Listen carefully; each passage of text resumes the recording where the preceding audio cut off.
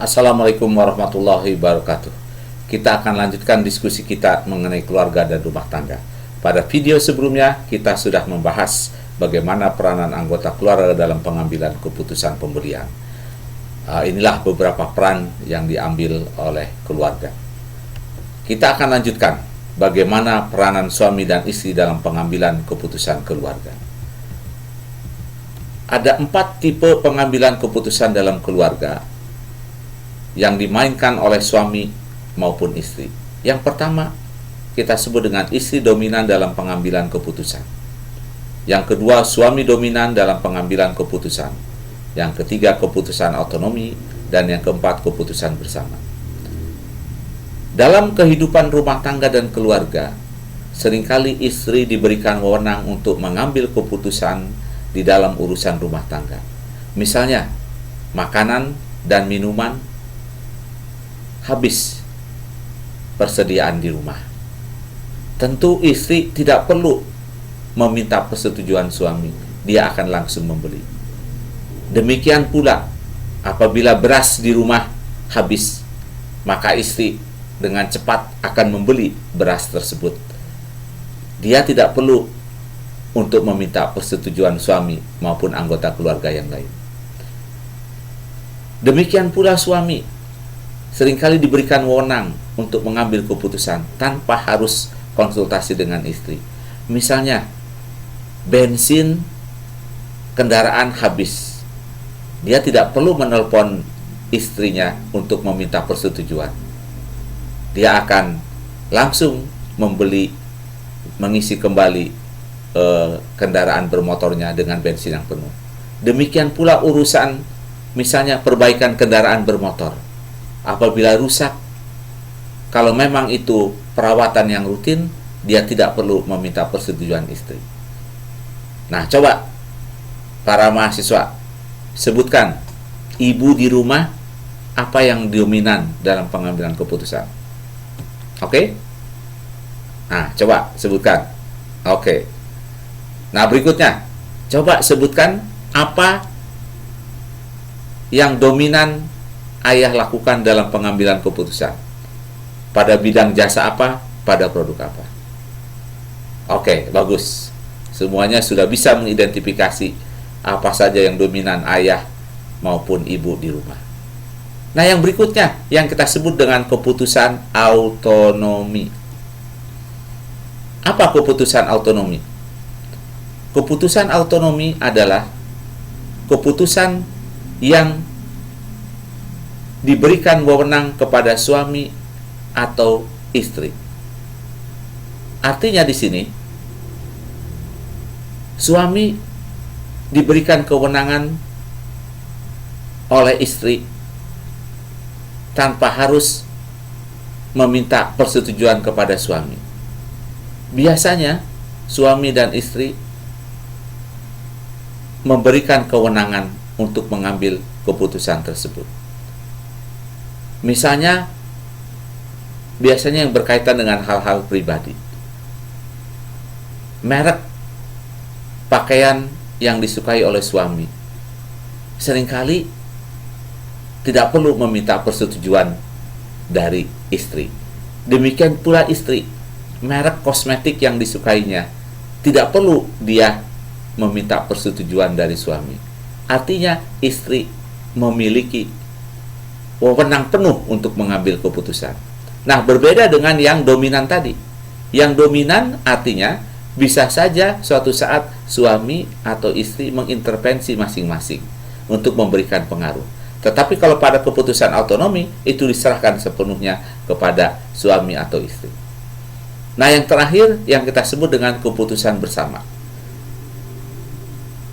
Beberapa keputusan seringkali memerlukan diskusi yang panjang dari suami dan istri atau ayah dan ibu. Misalnya, tempat sekolah anak-anak, apalagi anak pertama usia taman kanak-kanak, maka ia harus berunding antara suami dan istri atau ayah dan ibu untuk menentukan di mana sebaiknya putra-putrinya itu bersekolah. Demikian pula pada saat ketika dia masuk SD, masuk SMP, SMA, bahkan sampai ke perguruan tinggi seringkali diputuskan bersama. Dan terakhir tentu mereka harus memutuskan bersama apakah menerima calon menantunya masuk ke dalam keluarga mereka. Nah, inilah yang kita sebut dengan peranan suami istri dalam pengambilan keputusan keluarga. Nah, yang berikutnya yang harus dipahami dalam belajar mengenai keluarga ini yang kita sebut dengan siklus hidup keluarga atau family life cycle. Siklus hidup keluarga menggambarkan perubahan-perubahan dalam jumlah anggota, komposisi, dan fungsi keluarga sepanjang hidupnya. Yang kedua, siklus hidup keluarga juga merupakan gambaran rangkaian tahapan yang akan terjadi atau diprediksi yang dialami kebanyakan keluarga. Dan yang ketiga, siklus hidup keluarga menggabungkan variabel demografi, yaitu status pernikahan, ukuran keluarga, umur anggota keluarga, dan status pekerjaan kepala keluarga. Dan siklus hidup keluarga ini sangat ditentukan oleh tentu siklus hidup manusia. Nah, sekarang kita lihat bagaimana tahapan siklus hidup keluarga. Ini berdasarkan seorang peneliti Mawon dan Minor. Nah, yang pertama yang kita sebut dengan siklus yang pertama, bujangan. Belum kawin atau menikah. Ini biasanya usia di bawah 25 tahun. Nah, ini yang kita sebut dengan siklus yang pertama. Sampai kepada yang berikutnya. Ada siklus yang kedua, ketiga, keempat, dan seterusnya. Sampai kepada yang kita sebut dengan siklus nomor 12 atau keluarga lainnya.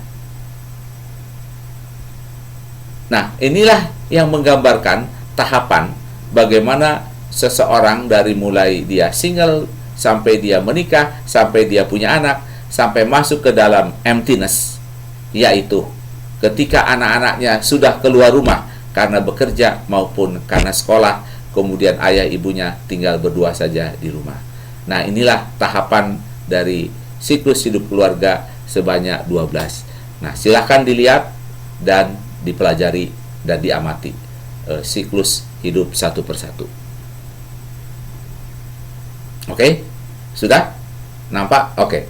Kalau sudah dilihat, kita lanjutkan yang berikutnya. Salah satu anggota keluarga yang sangat penting yang kita sebut dengan wanita. Tetapi wanita dalam konteks sebagai konsumen. Ya. Kenapa wanita begitu penting? Karena wanita sebagai konsumen begitu banyak mengonsumsi barang dan jasa. Nah, kita lihat dari sini data dari sensus penduduk 2010 serta perkiraan jumlah penduduk pada tahun 2018. Pada tahun 2010 itu diperkirakan laki-laki berjumlah 119,6 juta. Kemudian pada tahun 2018 jumlah laki-laki diperkirakan mencapai 132,7 juta jiwa. Nah, demikian sebaliknya. Pada tahun 2018 diperkirakan jumlah perempuan 131,48 juta jiwa. Jadi hanya terpaut sedikit perbedaan antara laki-laki dan perempuan. Nah, perempuan ini seperti yang sudah dikatakan tadi, begitu banyak mengonsumsi barang dan jasa. Misalnya, untuk produk grooming, perawatan diri. Coba perhatikan. Oke, ini mahasiswa nih. Apa saja kosmetik yang digunakan untuk merawat diri kalian? Oke, sebutkan. Oke. Coba, sekarang yang perempuan. Sebutkan apa saja kosmetik yang digunakan untuk merawat diri. Oke, 1, 2, 3. Ternyata kalau kita perhatikan lebih banyak kosmetik, jenis kosmetik yang dipakai, yang dibeli oleh perempuan dibandingkan dengan laki-laki untuk merawat diri. Nah, makanya kenapa wanita ini adalah konsumen yang sangat potensial. Kita lihat bagaimana pendidikan perempuan pada tahun 2018 ini. Inilah data yang berasal dari Badan Pusat Statistik. Ini membandingkan antara laki-laki dan perempuan. Dan ternyata kalau kita lihat, semakin lama perempuan semakin berpendidikan. Kalau dia semakin memiliki pendidikan yang lebih bagus, maka dia memiliki kesempatan untuk bekerja pada lapangan pekerjaan yang lebih bagus. Dan dampaknya adalah dia akan memperoleh pendapatan yang lebih baik. Dan kalau pendapatan lebih baik, maka daya belinya juga akan lebih baik. Sehingga dia akan lebih banyak mengonsumsi barang dan jasa. Nah, demikianlah sekilas mengenai perempuan atau wanita sebagai konsumen. Nah, ini menarik, data dari Badan Pusat Statistik membandingkan rata-rata pengeluaran. Nah, ternyata rata-rata pengeluaran per kapita lebih banyak pada rumah tangga yang dikepalai oleh perempuan dibandingkan laki-laki. Nah, coba bandingkan. Ternyata rumah tangga perempuan itu rata-rata per kapitanya 1,3 juta rupiah per bulan. Bandingkan dengan yang rumah tangga dikepalai oleh laki-laki, hanya 2,9 juta rupiah. Kemudian dibandingkan juga rumah tangga di perkotaan maupun perdesaan. Dan ternyata ini kalau kita lihat konsisten, ya. Kalau di perkotaan, ternyata perempuan yang mengepalai rumah tangga rata-rata pengeluarannya lebih tinggi dibandingkan dengan yang laki-laki. Namun di pedesaan terdapat nilai yang sama antara laki-laki dan perempuan. Oke, sekarang sebutkan apa penyebabnya. Rumah tangga yang dikepalai perempuan lebih banyak mengeluarkan uangnya untuk membeli segala macam barang dan jasa dibandingkan dengan laki-laki. Oke, sebutkan. 1, 2, 3. Oke, bagus. Baik, berikutnya. Anak adalah juga anggota keluarga yang sangat penting. Maka fungsi keluarga harus berjalan. Keluarga memiliki fungsi untuk mengembangkan sumber daya anggotanya, termasuk anak sebagai konsumen. Nah, inilah menurut undang-undang beberapa fungsi dari keluarga, sesuai dengan Undang-Undang Nomor 10 Tahun 1992. Salah satunya adalah fungsi ekonomi. Beberapa fungsi lainnya yang erat kaitannya dengan sosialisasi anak sebagai konsumen, yaitu fungsi ekonomi, fungsi cinta kasih, fungsi sosialisasi, dan fungsi pendidikan. Artinya, keluarga memiliki peranan yang sangat penting untuk mendidik anak-anaknya ini sebagai konsumen yang bijak. Sejak kecil dia harus diajarkan bagaimana menjadi konsumen yang baik. Nah, apa yang kita maksud dengan sosialisasi anak sebagai konsumen? Yaitu proses bagaimana seseorang memperoleh pengetahuan, keahlian, dan hubungan sosial yang menyebabkan ia mampu berpartisipasi sebagai anggota masyarakat.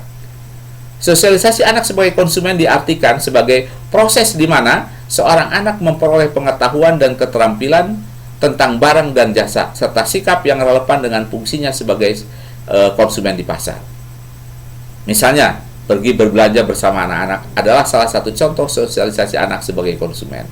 Kita mengajarkan makan setelah kita membayar. Nah, ini adalah bagian dari sosialisasi konsumen. Nah, kalau kita perhatikan bagaimana model sosialisasi anak sebagai konsumen bisa diperhatikan di dalam gambar ini. Bagaimana status sosial mempengaruhi pelaku sosialisasi dan juga akan mempengaruhi proses belajar. Dan berikutnya akan menghasilkan bagaimana konsumen yang tersosialisasi.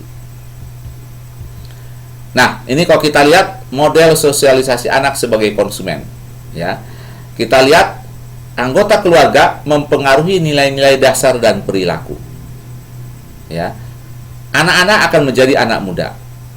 Nah, anak muda ini akan saling mempengaruhi temannya, dan dia juga dipengaruhi oleh temannya. Nah, karena itu teman-temannya ini akan mempengaruhi sikap dan perilaku yang lebih ekspresif. Karena itu sangat penting bagi keluarga untuk memperhatikan dengan siapa anak-anak kita bermain. Apa yang dikonsumsinya pada saat mereka bermain, di mana mereka bermain, dan seterusnya. Karena mereka, teman-teman anak-anak kita itu akan mempengaruhi gaya, fashion, kemudian juga apakah perilaku itu diterima atau tidak. Nah, demikianlah pembahasan kita mengenai bagaimana pengaruh keluarga dan rumah tangga terhadap perilaku konsumen. Dengan diakhiri, fungsi keluarga sangat penting di dalam membangun anak sebagai konsumen. Assalamualaikum warahmatullahi wabarakatuh.